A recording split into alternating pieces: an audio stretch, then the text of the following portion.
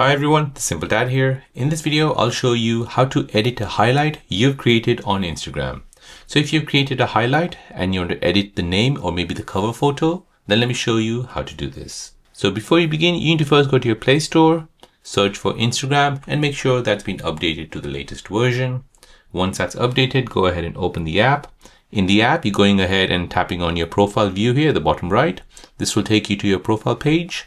Now go ahead and find that highlight which you want to edit. So for example, this one here, bedtime. I want to edit the name and I want to edit the photo.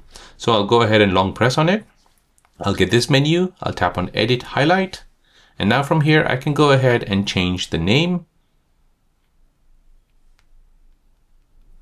And at the top here, I can go ahead and edit the cover.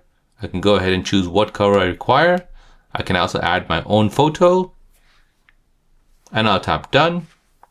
And done again. And now I've successfully edited my existing highlight on Instagram. So there you go guys, that is how to edit a highlight on Instagram.